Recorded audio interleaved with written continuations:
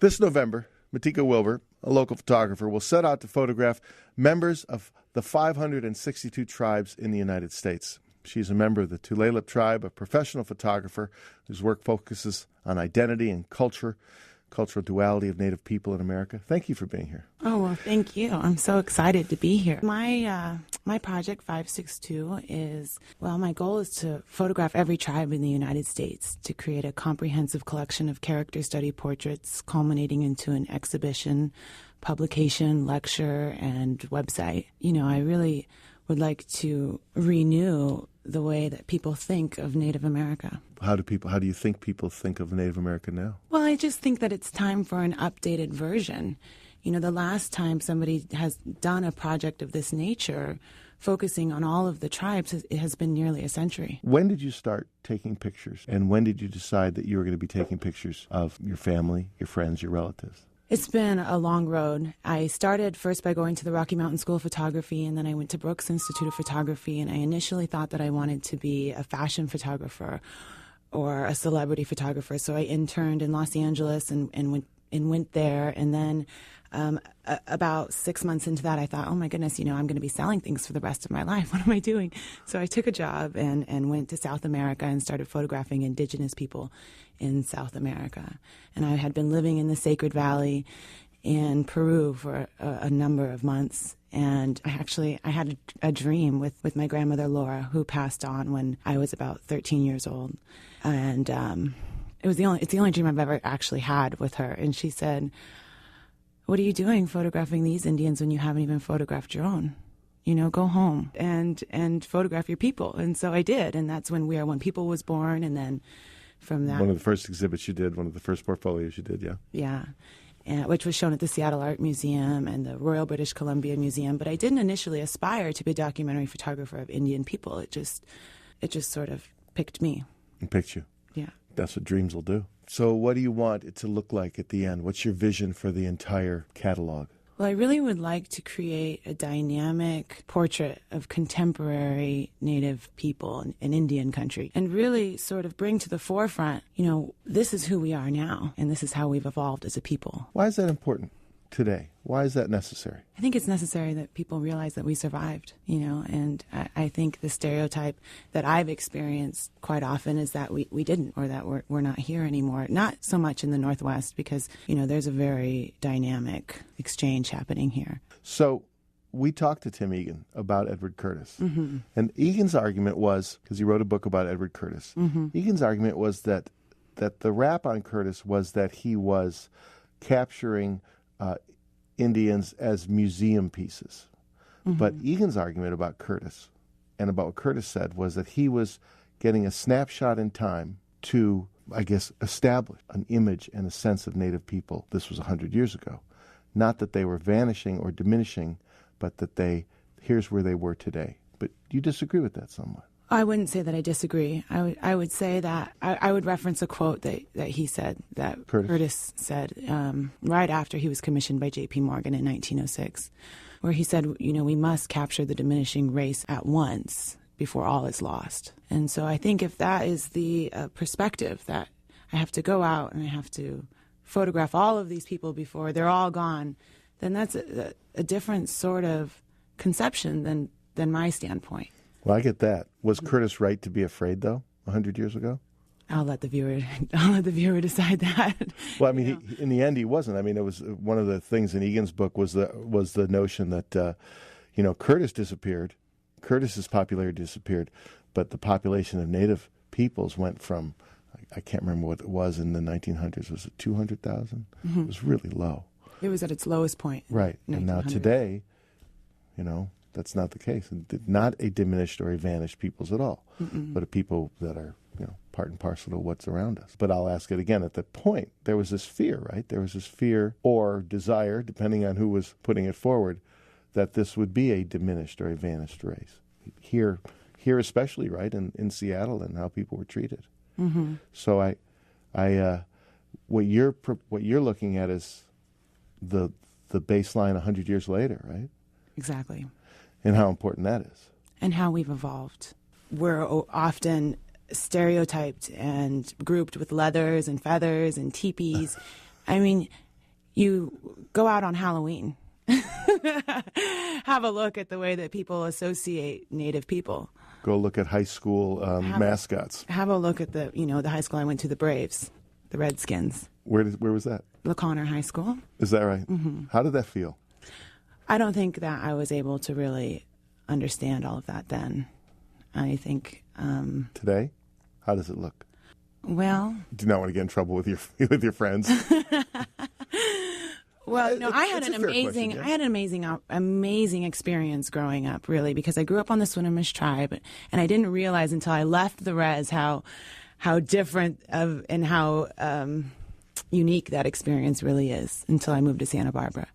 But every morning there was a bridge crossing. We left our side, the Swinomish side, to cross the bridge to go to LaConner, where I went to school, where the majority of the teachers were non-Indians. And so I think that regardless of whether or not I was able to put all of that together then, looking back on it now, I realize that there's some messaging there that goes on between the teachers and the students. And if you have a look at where the students always sit in the classroom, it's always in the back of the room, in the cheap seats, And you too? Not anymore. But then, not anymore. Not anymore. But then. And so... isn't it time that we change that?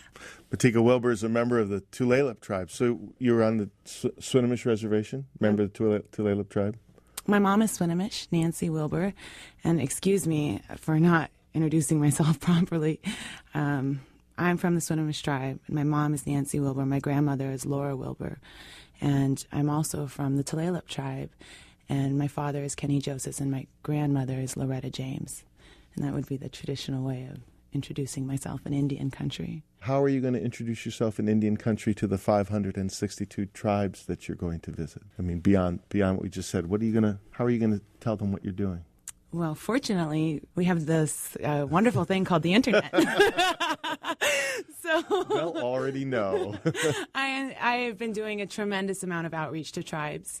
Also, Indian country is small, so I have a feeling that most places I go, I'll know people or have relatives or relations. And if I don't, my relatives or relations will have people to contact. So that, in a sense, is, I'm fortunate to be a part of that community. You're going to do every tribe, even the tribes that are not recognized by the federal government? And that is a very, very sensitive issue. And, the project title, 562, is also kind of sensitive. When I started this project a number of years ago, that was the amount of federally recognized tribes.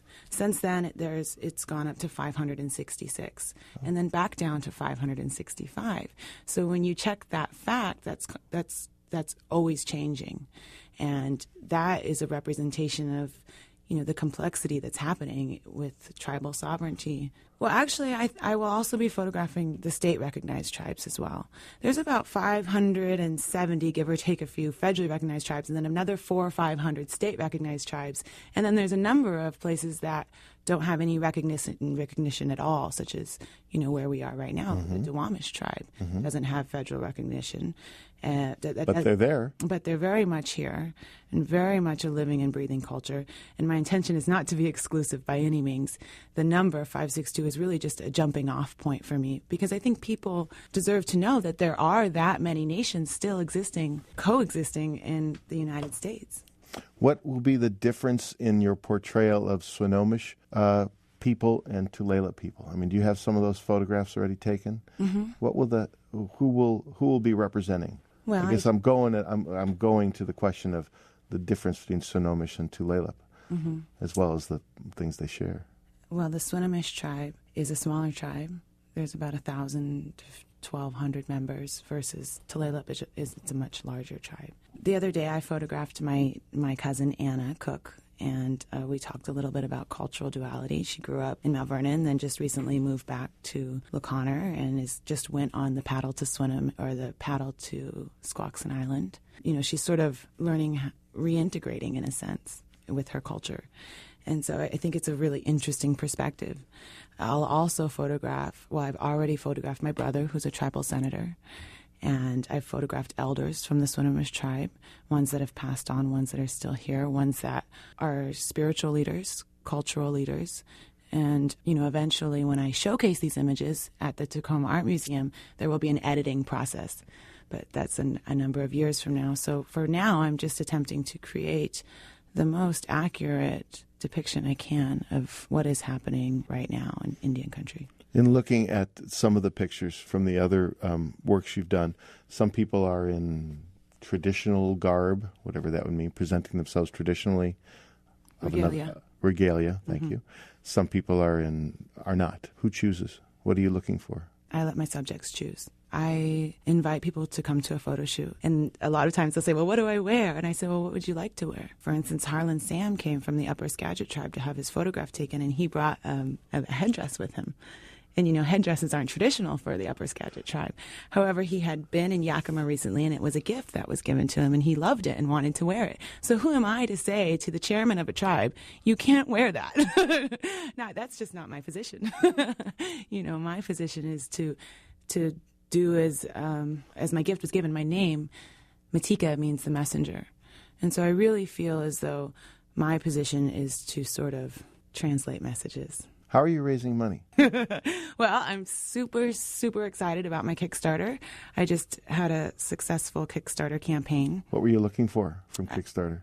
How much? My goal was $30,000, and we raised $35,000. And, it was my first time doing a campaign like that. It was for 30 days from October 1st to November 1st.